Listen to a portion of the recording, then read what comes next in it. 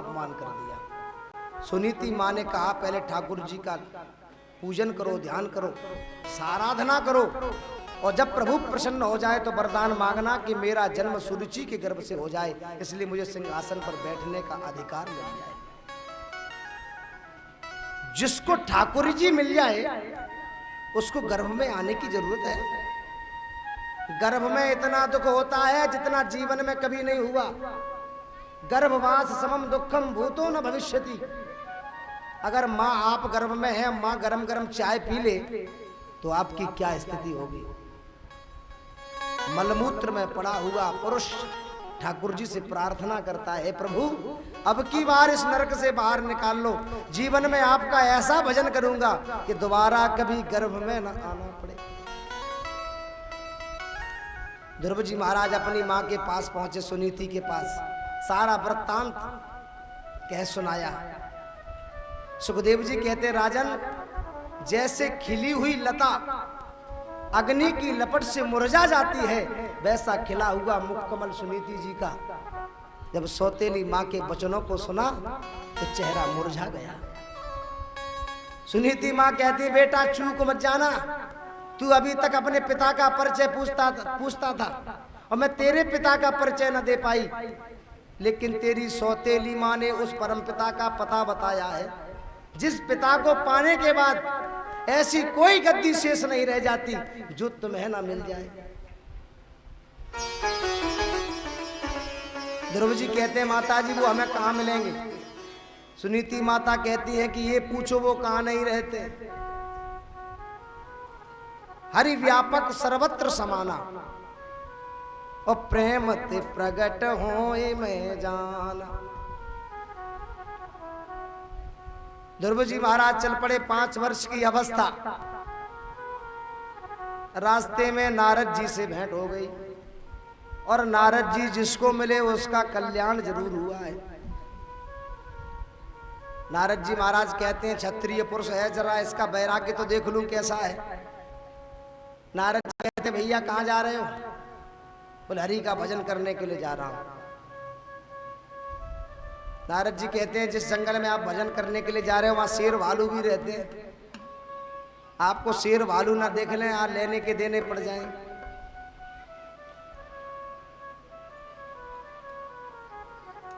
ध्रुव जी महाराज को महाराज नारद जी ने बड़ा सुंदर उपदेश दिया,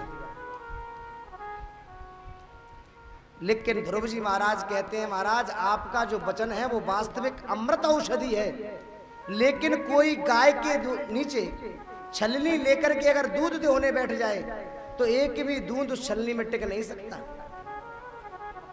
छलनी लेकर के अगर कोई गैया के नीचे दूध दोहने बैठ जाए तो एक भी बूंद टिकेगी? बोलो।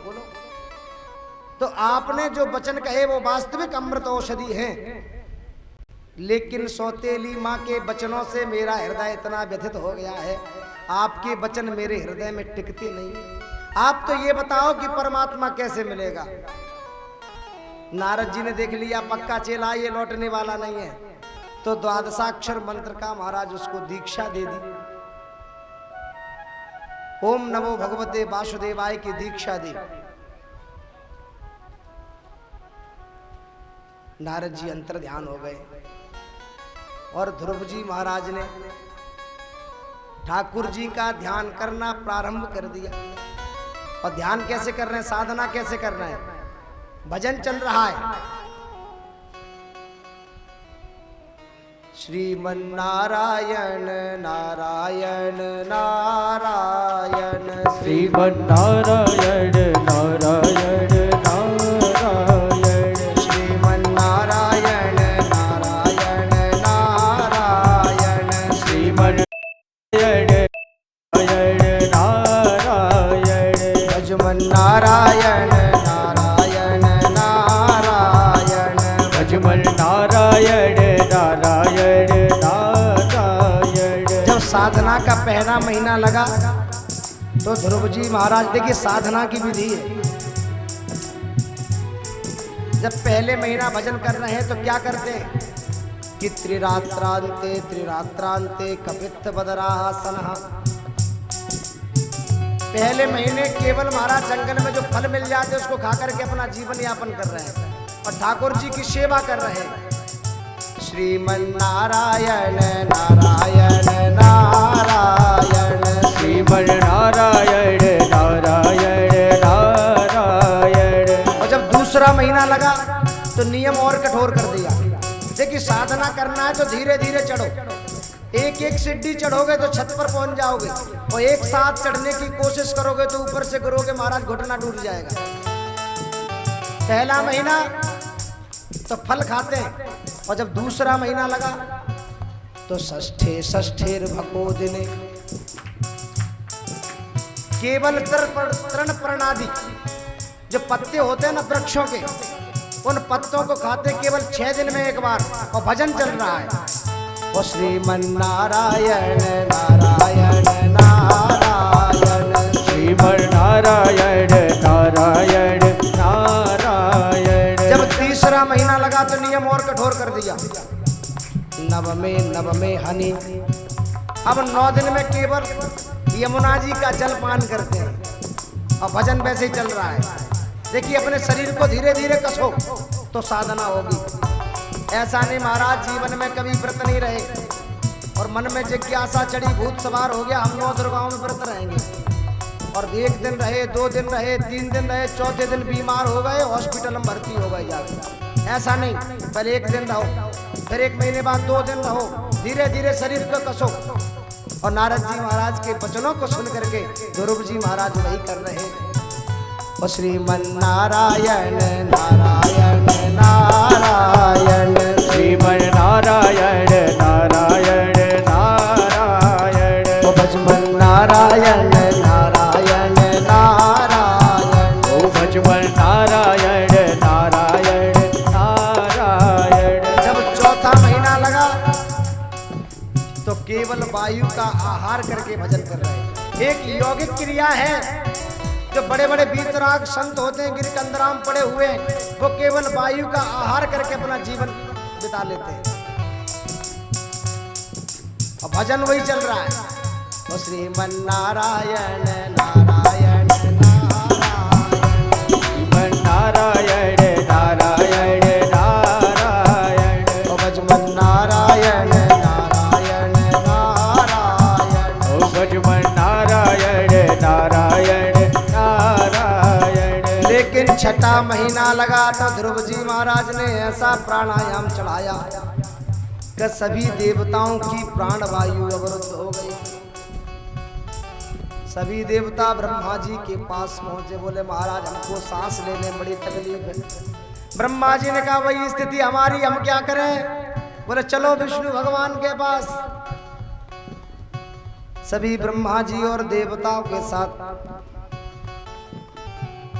विष्णु भगवान के पास पहुंचे। विष्णु भगवान से कहा, बोले प्रभु हमारी प्राण वायु अवरुद्ध हो गई, हमें सांस लेने में बड़ी तकलीफ हो रही, हम क्या करें? विष्णु भगवान ने कहा घबराओ नहीं, हमारा एक चेला है, उसने ऐसा प्राणायाम चढ़ाया है। सुखदेव जी कहते हैं कि राजा परीक्षित कन्हैया गरुड़ पर बैठ करके मधुवन में ध्रुव जी का दर्शन करने के लिए नहीं, गुरु जी से राजा परीक्षित ने कहा, बोले गुरुदेव ये क्या कहते हैं आप? सुखदेव जी ने वाक्य को बदल दिया। सुखदेव जी कहते हैं कि राजन, प्रभु ध्रुव जी को दर्शन देने के लिए नहीं जा रहे हैं, अभी तो ध्रुव जी का दर्शन करने के लिए जा रहे हैं।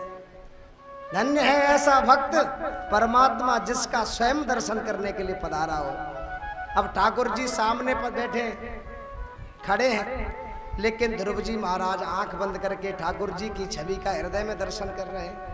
उनके मन में तो वही भाव चल रहा है, श्रीमन नारायण नारायण नारायण, श्रीमन नारायण नारायण नारायण, भजमन नारायण नारायण नारायण, भजमन नारायण नारायण नारायण। भगवान ने मन ही मन विचार किया, जब तक इसके हृदय की छवि गायब नहीं होगी तब तक ये नेत्र नहीं खोलेगा।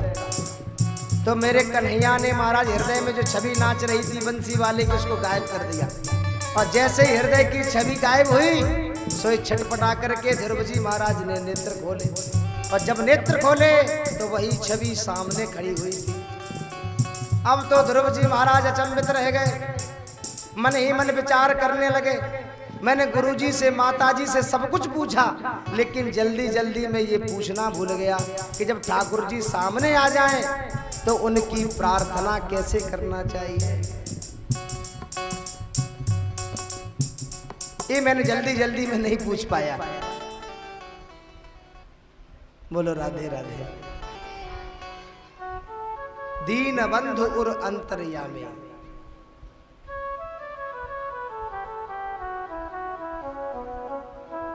जिसे हम हार समझे थे गला अपना सजाने को,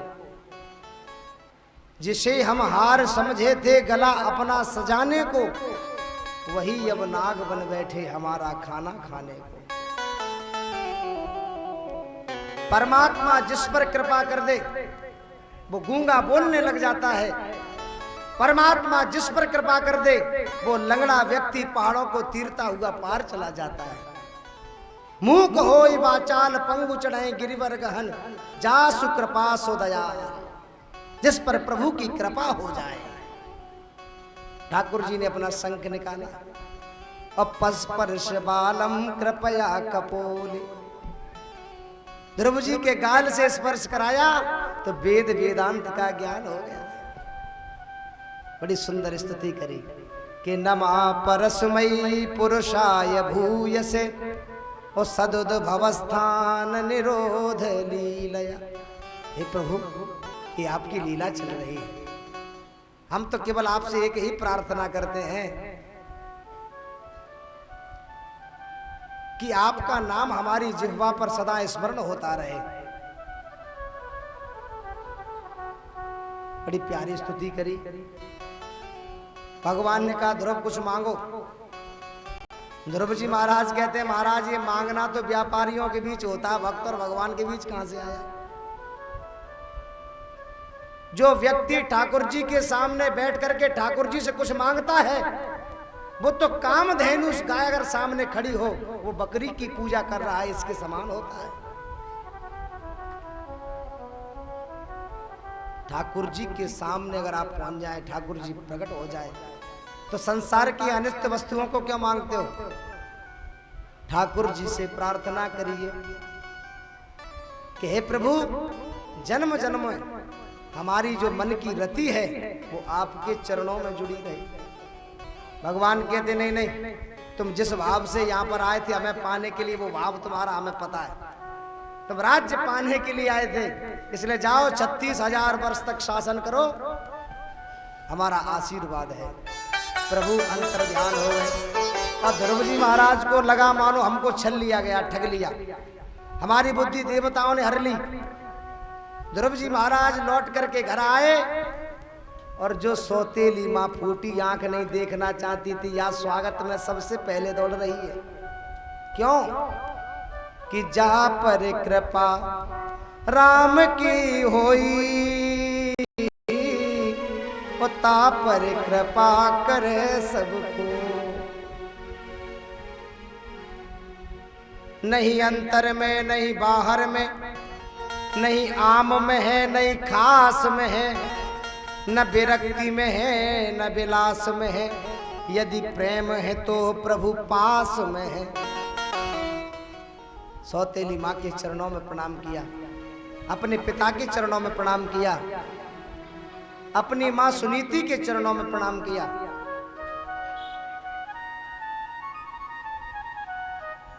एक दिन ध्रुव जी महाराज के जो छोटे भाई थे उत्कल, उनका यक्षों से झगड़ा हो गया। उसके बदले में ध्रुव जी महाराज ने महाराज करोड़ों यक्षों को मार डाला। मनु जी महाराज ने आकर के समझाया, अलम वत्साति रोषेणा नायम मार्गो ही साधुनाम ऋषि के शानुवर्तनाम। ये साधुओं का मार्ग नहीं है जिस रास्ते पर आप चल पड़े हो। ध्रुव जी महाराज समझ गए, चरणों में प्रणाम किया।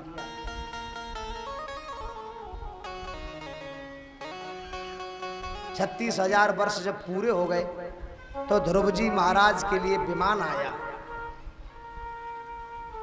जैसे विमान में चढ़ने लगे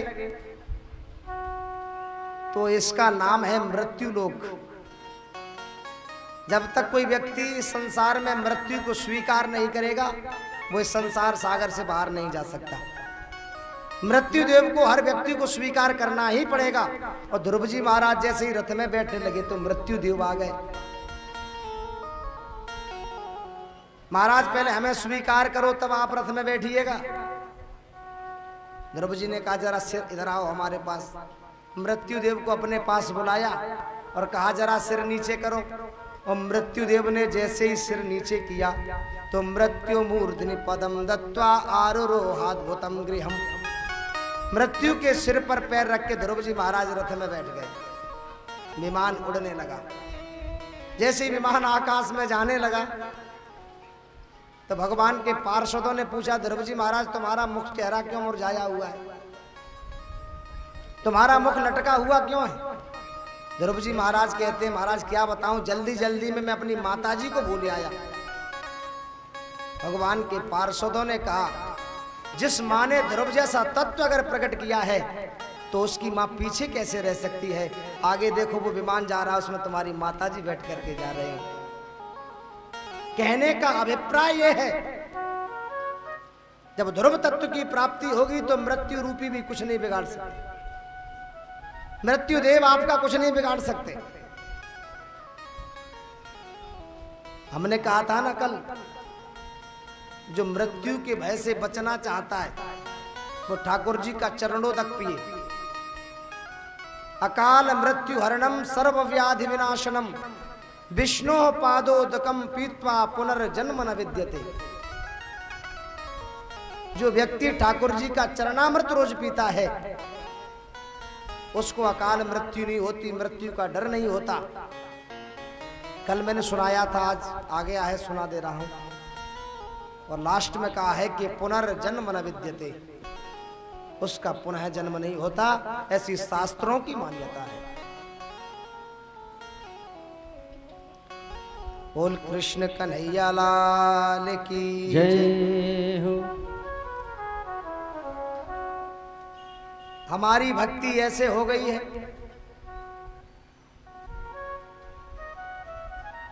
एक चेला कह रहा था गुरुजी हमें अपना फोटो दे दो।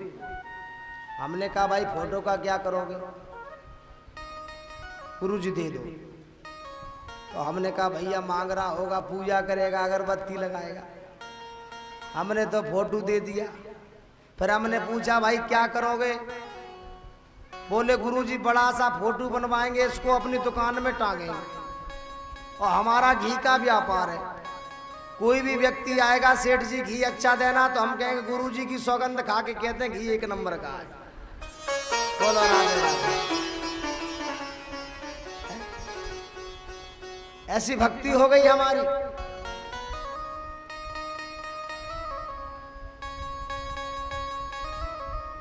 गुरु गुरु होता है। भगवान के नामों की अनंत अनंत महिमा है। ध्रुव जी महाराज का कल्याण हो गया।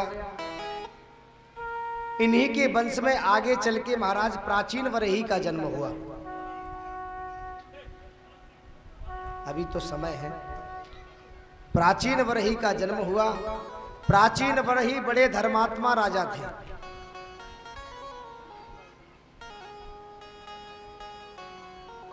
उन्होंने अपने जीवन में हजारों यज्ञ किए, लेकिन उन्होंने एक बड़ी भारी गलती कर दी अपने जीवन में कि जब भी यज्ञ करते हैं तो एक नरबलि चढ़ा देते हैं। नरबलि समझते हैं? किसी जानवर की एक बलि चढ़ा देते हैं। एक दिन देवर्षि नारद पधारे। देवर्षि नारद ने समझाया कि प्राचीन वरही आप ये क्या कर रहे हैं, आप जब भी यज्ञ करते हैं तो एक बलि चढ़ा देते हैं, एक जीव की हिंसा कर देते हैं।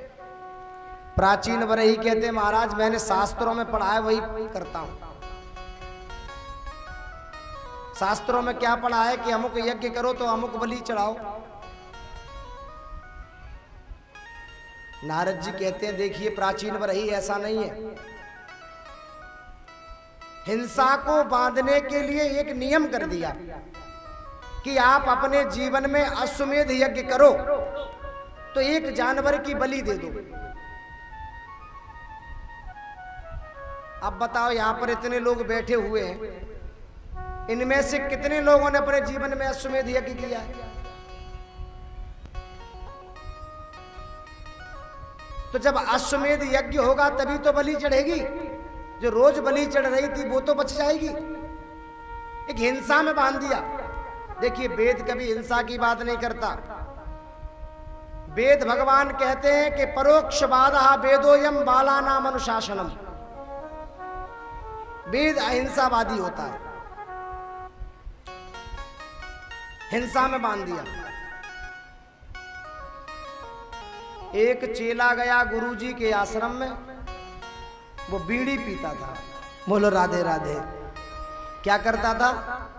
बीड़ी बहुत पीता था। गुरुजी ने कहा यहां पर धूम्रपान वर्जित है, और वहां दीवारों पर लिखा हुआ था प्लीज नो स्मोकिंग, या धूम्रपान ना करें। तो चेला बोला गुरुजी अगर हमने बीड़ी नहीं पी तो हम दूसरा दिन नहीं देख पाएंगे। तो गुरुजी ने सोचा इसकी बीड़ी को कैसे छुटाया जाए। गुरुजी कहते एक काम करो, एक साथ तुम बीड़ी नहीं छोड़ सकते, जब रविवार का दिन आवे तो तुम बीड़ी पी लिया करो। उसने कहा गुरुजी ठीक है। अब रविवार का दिन आवे, खुद भी बीड़ी पिए। अब गुरुजी ने तो इसलिए कहा था कि रविवार रविवार पिएगा, महीने में 4 दिन पिएगा, 4 रविवार पिएगा, धीरे धीरे करके छूट जाएगी। अब उसने गुरुजी की बात को प्रमाण पत्र मान लिया। वो खुद पिए और लोगों को भी पिलावे। क्या आज भैया बीड़ी पीने का बड़ा महत्व तो हमारे गुरुजी ने कहा है। अब बोलो, गुरुजी ने एक हिंसा को छुटाने के लिए काम किया कि धीरे धीरे इसकी आदत छूट जाएगी। ऐसी वेद भगवान कहते हैं हिंसा को एक यज्ञ में बांध दिया, नियम में। प्राचीन वरही कहते हैं कि हमने शास्त्रों में पढ़ा है कि आलम्बन, आलम्बन का मतलब मारना होता है। नारद जी कहते हैं आलम्बन का मतलब मारना नहीं होता। जब कन्या का विवाह होता है, मंडप के नीचे पंडित जी जब शादी करवाते हैं, तो जो शादी कराने के लिए पंडित जी आते हैं वो वर से कहते हैं कि कन्या के हृदय का स्पर्श करो। ततः वर कन्यायाम हृदयम आलभेत। आलभेत का मतलब मारना नहीं होता, आलंबन का मतलब होता है स्पर्श करना। अगर वो कन्या को मार देगा तो विवाह किससे करेगा? है बोलो।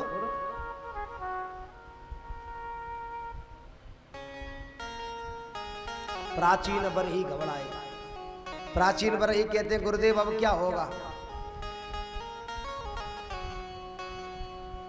नारद जी कहते हैं देखो आकाश में दृष्टि उठा करके जितने जीवों की तुमने हिंसा करी है बस हम मुंह फाड़ करके बैठे हैं कि प्राचीन बरही कब आवे हमारे पास और कब हमें भोजन करने के लिए मिले। तो पुरंजनोपाख्यान के माध्यम से प्राचीन बरही को बड़ी सुंदर कथा सुनाई नारद जी महाराज ने।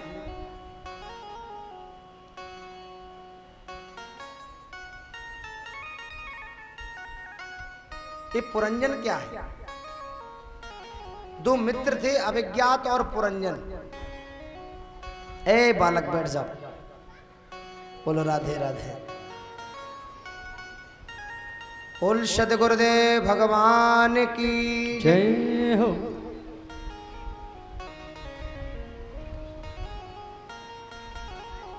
देख ठाकुर जी का नाम इसलिए लेना है, नारद जी कहते हैं कि प्राचीन वरही जगत में कोई भी परमानेंट नहीं है। हाँ, जगत में किसी के पास कोई गारंटी कार्ड नहीं है, इसलिए ठाकुर जी का नाम हमेशा लेते रहना चाहिए। बड़ा भाव एक आ रहा है, उस भाव के माध्यम से आगे चलते हैं और उसके बाद जैसा होगा कथा का विस्तार वैसा करेंगे। अब कछु लोगों के मुंह सूख रहे हैं महाराज, घड़ी देखते हैं बार बार। ये तो समय है, ये तो चलता रहता है। घड़ी भी हमको एक सीख देती है, उसकी चाल कभी बंद नहीं होती। मानो घड़ी कहना चाहती है अपनी मंजिल पर अगर पहुंचना चाहते हो तो ठाकुर जी का नाम स्मरण करते रहो। जगत में कोई न परमानेंट, जगत में कोई न परमानेंट, जगत में कोई न परमानेंट, जगत में कोई न परमानेंट, जगत में कोई न परमानेंट, जगत में कोई न परमानेंट, जगत में कोई न परमानेंट, जगत में कोई न परमानेंट। तेल चमेली चंदन साबुन, तेल चमेली चंदन साबुन। चाहे जितना मेकअप कर लो ब्यूटी पार्लर में, कुछ होने वाला नहीं है। चाहे जितना सेंट लगा लो, महंगे महंगे साबुन लगा लो, क्रीम लगा लो, तेल चमेली चंदन साबुन, तेल चमेली चंदन साबुन। चाहे लगा लो सेंट, जगत में कोई न परमानेंट, जगत में कोई न परमानेंट, जगत में कोई न परमानेंट। हरि बोल।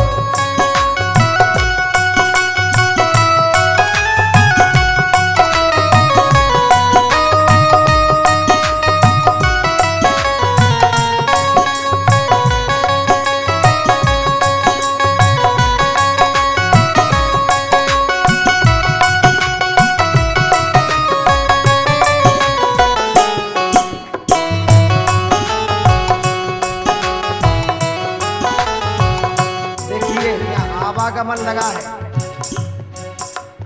आवागमन लगा दुनिया में। बड़ा सुंदर भाव है, और जिसको याद हो वो हमारे साथ जरूर गाए, हमें याद नहीं है। आवागमन लगी दुनिया में, जगत है रेस्टोरेंट रे प्यारे, जगत है रेस्टोरेंट रे प्यारे, जगत है रेस्टोरेंट। अंत समय में उड़ जाएंगे, अंत समय में उड़ जाएंगे तेरे तंबू टेंट, जगत में कोई न परमानेंट, जगत में कोई न परमानेंट, जगत में कोई न परमानेंट। हरि बोल।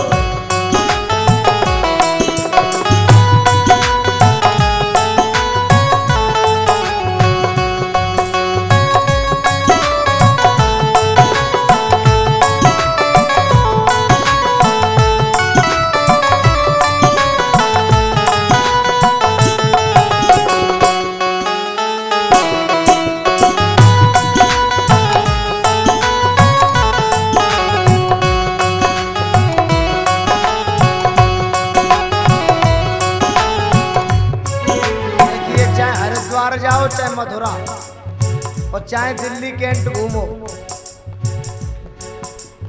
हरिद्वार चाहे मथुरा काशी घूमो, दिल्ली कैंट रे प्यारे, घूमो दिल्ली कैंट रे प्यारे, घूमो दिल्ली कैंट। हरिद्वार चाहे मथुरा काशी घूमो, दिल्ली कैंट रे प्यारे, घूमो दिल्ली कैंट रे प्यारे, घूमो दिल्ली कैंट। मन में नाम प्रभु का राखो, मन में नाम प्रभु का राखो, मन में नाम प्रभु का राखो, मन में नाम प्रभु का राखो। धोती पहनो या पैंट, जगत में कोई न परमानेंट, जगत में कोई न परमानेंट। हरि बोल।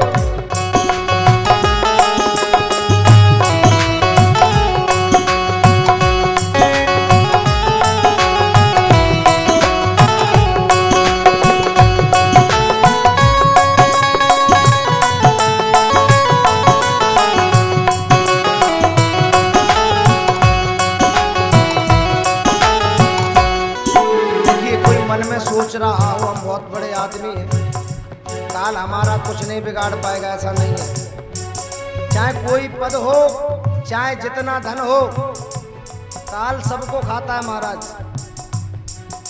कि राष्ट्रपिता या जनरल कर्नल चाहे हो लेफ्टिनेंट रे प्यारे, चाहे हो लेफ्टिनेंट हो प्यारे, चाहे हो लेफ्टिनेंट।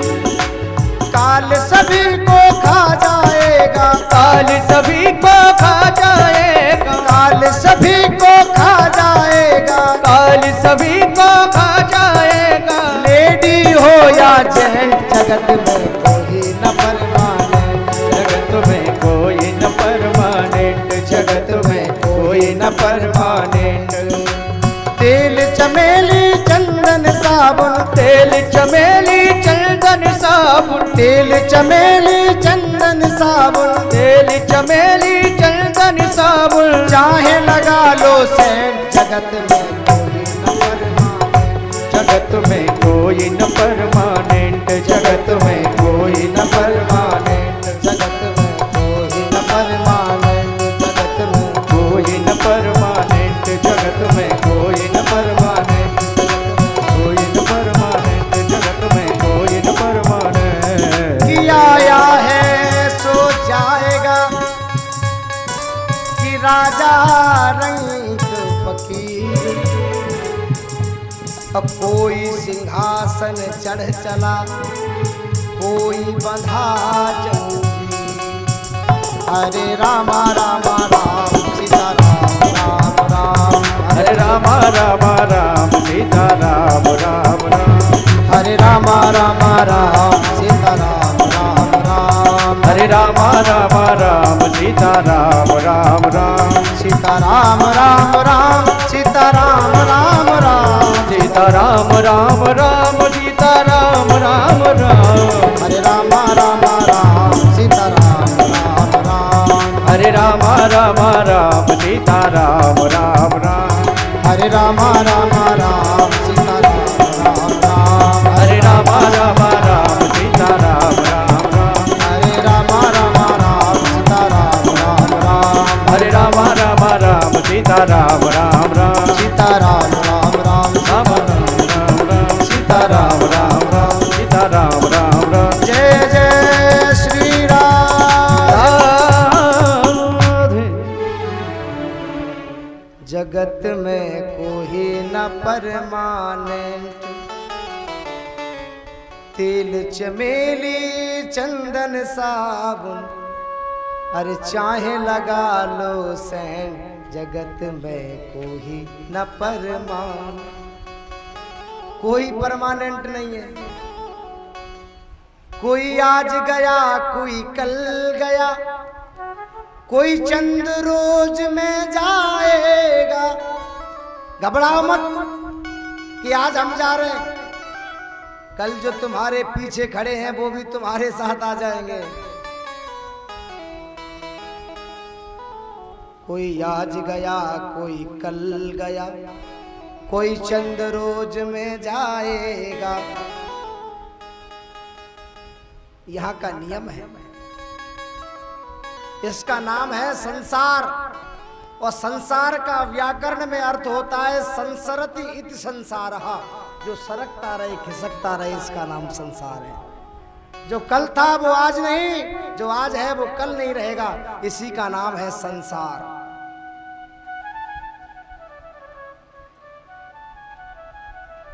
बोलो राधे राधे। अब सब लोग शांत हो गए महाराज। हाँ? बोलो सद् गुरुदेव भगवान की जय।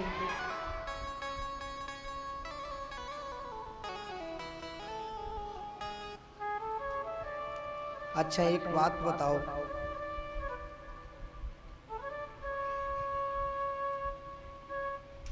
आप तो बहुत कथाएं श्रवण करते रहते हो। देखो जो सुनने में आनंद की अनुभूति होती है ना, वो कथा कहने में प्राप्त नहीं होती।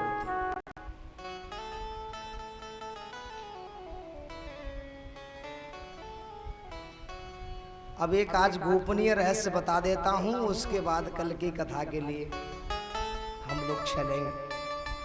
कि कल भगवान का जन्म महोत्सव मनाएंगे। क्या करेंगे? कन्हैया का जन्म महोत्सव मनाएंगे। और ठाकुर जी का जब जन्म होता है तो सबको सज धज करके आना चाहिए, पीले पीले वस्त्र पहन करके आओ। ठाकुर जी को सबसे ज्यादा पीला वस्त्र पसंद है कृष्ण कन्हैया। लेकिन एक बात समझ में नहीं आती, आपने कभी विचार किया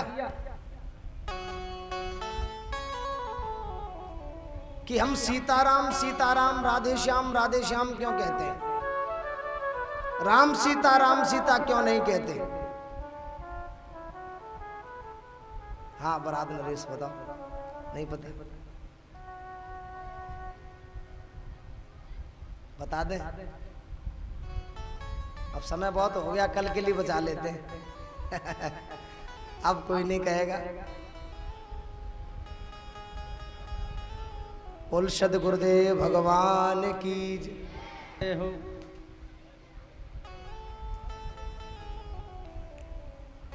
राम सीता कोई नहीं कहता, सब सीताराम कहते हैं। इसका कारण क्या है?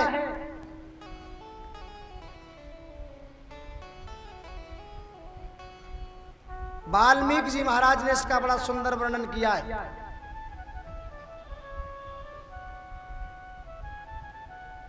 जब माता जानकी दूसरी बार जब त्याग किया गया, एक बार तो भगवान श्री राम के साथ बन गई, और जब माता जानकी का त्याग किया गया तो वाल्मीकि जी महाराज कहते हैं कि राम जी गए एक बार और दो बार गई जानकी। तो किसी ने कहा महाराज राम जी एक बार वनवास गए थे, माता जानकी 2 बार गई हैं, तो इनके लिए कोई श्रेय तो बनता है। तो वाल्मीकि जी ने अपने ग्रंथ में लिखा है कि राम होए चाहे रावण होए, बलि चाहे बामन होए, और शेष यपयस जग में रहेंगे। और जब जब चर्चा चलेगी सिया रामजू की, सियाजू की महिमा में तृण के सम बहेंगे। और आगे आगे राम सदा पीछे पीछे सिय चली। जब वनवास गए थे तो माता जानकी पीछे थी, भगवान श्री राम आगे थे। आगे आगे राम और सिय पीछे चली। अब आगे आगे सिय राम पीछे ही रहेंगे, और राम सीता को ना कहेगो, सब सीताराम कहेंगे। ये भूल मत जाना, कल हम फिर पूछ लेंगे भगवत पंडाल में। हाँ, कल कन्हैया का जन्म महोत्सव मनाएंगे। वामन भगवान का भी अवतार होगा। रामावतार की भी कथा आती है। अभी सुंदर सुंदर लीलाएं कल के लिए शेष रह गई हैं, और जब संध्या का समय होगा, यही समय होगा, तो हम कन्हैया का जन्म महोत्सव मनाएंगे। एक बात और याद रख लो जीवन में, मैं जो कह रहा हूं जन्म महोत्सव, इसका मतलब भगवान का अवतरण, अवतार होने की खुशी। हमारा जन्म होता है, ठाकुर जी का जन्म नहीं होता, अवतार होता है। जन्म नहीं होता। एक आदमी कुएं में गिर गया, वो चिल्ला रहा था कुएं में पड़े पड़े। उदाहरण से समझा रहा हूं, क्योंकि भागवत जी में कहा गया है कि विरक्तो वैष्णवो विप्रो वेद शास्त्र विशुद्धिकृत और दृष्टांत कुशलो धीरो वक्ता कार्यो त्रिस्प्रिया। अब तो महाराज मैं इस व्यास गद्दी से कुछ कह नहीं सकता, इसकी भी मर्यादा लोगों ने रहने देनी दी महाराज। सुखदेव जी कहते हैं कि विरक्तो वैष्णवो विप्रो, वक्ता कैसा होना चाहिए? विरक्त वैष्णव होना चाहिए, विप्र होना चाहिए। पढ़ने का अधिकार सबको है, और उपदेश देने का अधिकार केवल विप्र ब्राह्मण को है। कौन सा ब्राह्मण? जिसका यज्ञोपवीत संस्कार हुआ है। और जिसका यज्ञोपवीत संस्कार नहीं हुआ वो द्विजातीय कहलाने के लायक नहीं है, ये शास्त्र कहता है। और दृष्टांत कुशलो धीरो, दृष्टांत देने में कुशल हो, वक्ता कार्यो तिनिष्प्रिया, ऐसा वक्ता होना चाहिए। तो भगवान का अवतार क्यों हुआ, कैसे समझे कि एक आदमी कुएं में गिर गया, दूसरा आदमी उसको निकालने के लिए रस्सी के सहारे गया। जब तक और लोग आ गए, किसी ने कहा भैया एक आदमी गिर पड़ा कुआं में, दूसरे ने टॉर्च जलाकर देखा उसमें 2 लोग थे। वो बोला भैया एक नहीं है 2 लोग गिरे हैं। एक ने कहा नहीं, एक गिरा है और एक रस्सी के सहारे उतर के गया है। अब दोनों में अंतर है। जो गिरा है वो डरा हुआ है, वो डर रहा है कुएं के अंदर, और जो अपनी इच्छा से रस्सी के सहारे कुएं में गया है उसको कोई डर नहीं है, कोई भय नहीं। बताओ होगा डर? नहीं होगा। जो गिरा है उसको डर होगा, उसके चोट लगी होगी। तो निज इच्छा निर्मित तनु माया गुण गोपाल, अपनी इच्छा के अनुसार ठाकुर जी आते हैं, इसलिए उनका अवतार होता है, जन्म नहीं होता। ठाकुर जी के चरणों में प्रार्थना करिए, हम सभी लोग आरती का दर्शन करें।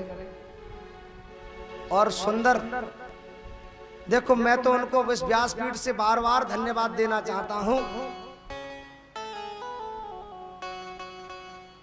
जिन्होंने ये रामधुन का आयोजन प्रारंभ किया। जिसके यहां पर ये रामधुन हुई और जिन्होंने इस रामधुन को सुना, और जिस मोहल्ले में हुई महाराज, जिसने यहां भी जो वातावरण है वो सब पवित्र हो गया। जहां ठाकुर जी के नाम का उच्चारण होता है वो जगह पवित्र हो जाती है। ठाकुर जी का नाम जब गूंजता है तो वहां का वातावरण शुद्ध हो जाता है। ठाकुर जी की महिमा भी भक्तों के नाम के द्वारा ही है। आपने देखे होंगे अच्छे अच्छे संत रहते थे, वहां हजारों लोगों की भीड़ लगती थी, तपस्वी। वहां हनुमान जी की प्रतिमाएं, किसी न किसी देव की प्रतिमाएं होती थी। और जब संत पधार गए वहां कोई नहीं जाता। क्यों? क्या हनुमान जी चले गए कि माता जी चली गई? वहां से भाव चला गया, वहां से हरिनाम संकीर्तन चला गया, इसलिए वहां की गति खत्म हो जाती है। इसलिए इस आयोजन के माध्यम से हमारे सामने बैठे परीक्षित जी महाराज, लहरिया परिवार का मैं हार्दिक अभिनंदन करता हूं। और आप सभी लोग एक बार ताली बजा करके उनका स्वागत जरूर करें। देखिए जितने भी कार्यकर्ता यहाँ काम कर रहे हैं, जिन्होंने नामधुन करी, रात को 12 बजे अपने घर पहुंचे, घर वाले महाराज, पत्नी, बीवी, बच्चे सब कहते हैं पागल हो गए साहब, कहते हैं कि नहीं? हाँ, यहाँ से 12 बजे गए महाराज, गेट खटखटा रहे हैं, देवी जी घर में से 2 घंटे में निकल रही, बेचारा बाहर खड़ा है क्योंकि रामधुन में गया था। ऐसे लोगों ने परिश्रम किया है, वो ठाकुर जी के नाम की महिमा आज समझ नहीं आएगी। जब जीवन का कब समय आएगा कि अब क्या करें, तो वो राम का नाम हमारी जिंदगी में सामने आ जाएगा। इसलिए ताली बजा करके सम्मान करिए। जिस दिन मैं आया था मैं भी सोच रहा था ये पंडाल तो बहुत बड़ा लगा है महाराज, ये भर पाएगा कि नहीं, लेकिन लहरिया जी को महाराज और टेंट लगाना पड़ेगा कल। डब्लू भैया कह रहे हैं कोई बात नहीं हम लगाएंगे। ये भगवान की महिमा है, हमारी और आपकी महिमा नहीं है। उसमें इतनी चुंबकीय शक्ति होती है कि वो अपने आप खींच लेता है। उसके नाम में इतनी सामर्थ्य है कि आप अपने आप दौड़े चले आओगे।